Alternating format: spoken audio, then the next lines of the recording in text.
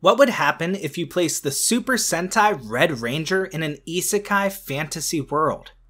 There's no hook for this video, I'm just describing the plot. Hello, and welcome back to Binging Last Season, where I tell you about anime that you can binge from last season, and sometimes I do shorter episodes because everything I was planning for the week fell apart at the last minute. I'm fine, don't ask about it. To make a long story short, Nora had more episodes than I thought it did, and to make a short story long would kinda negate what I just said about this being a short episode, so I'm not doing that. In the spirit of talking about anime built on one great bit like I did last week, this week we're talking about Sentai Red Isekai de Boukensha ni Naru, or the Red Ranger becomes an adventurer in another world. It's an anime about the Red Ranger becoming an adventurer in another world. Just listen to the name, it's all there. This is another anime that lives and dies by its bit of having the Red Ranger be in an isekai fantasy world, having power that defies all common sense by the rules of that world. You're telling me this guy can punch with the force of 30 tons? Well, that's not a measurement of force, but okay. The show feels like it's dissecting the Super Sentai genre that it satirizes.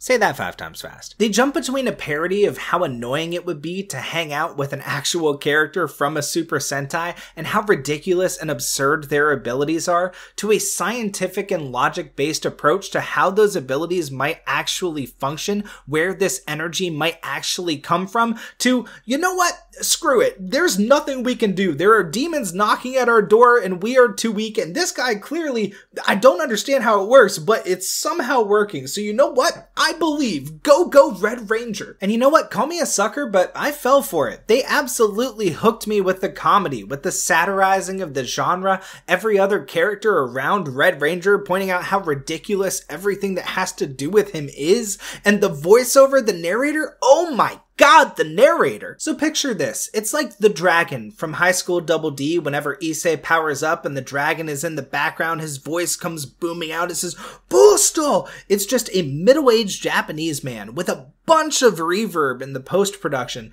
describing the bonds that connect people, and every character is sitting there in the background with a stupefied look on their face going, A, where is that voice coming from? And B, why is it telling me to buy an engagement gift? It is as stupid as it gets, talking about the bonds that connect people and how they bring the power to our Red Ranger, until they get to a point where they say, well, actually the bonds that they're talking about are down to like a molecular level, and they're harnessing the bonds between essentially atoms and like, you know, electrons, and essentially what they're talking about in a way is kind of like how we figured out how to harness nuclear energy. So it's not actually that far off from the Earth's science, and you sort of sit there and you go, wait a minute, they're kind of cooking. And then they get to a point where they say, hey, you know what, this started out as a parody, but at this point we are actually going to play into tropes from the genre. This isn't just a show poking fun at Super Sentai, it's also paying homage to it. And I wish I could say that sort of change of events bothered me because I just don't like Super Sentai, and honestly, I genuinely don't, but I don't know, man. I was sort of sitting there looking at my screen going, fucking yeah, go get him. It just works, and the supporting characters make it that much better. First off, this mage might be best girl from last season. I don't know, man. I don't know. I'm not going to defend it at all. I'm just going to put that thought out into the universe. If you disagree, I don't know, watch the show first and then come fight me. Second, this whole group feels like a misaligned D&D party. They are all hyper individualistic. They all have their own agendas that they're trying to play out, and they're trying to convince the DM to go for their thing next. I mean, this is not a group of people that works together well, but it makes for a great show. And third, this background character's talent is listed as parkour. That's it.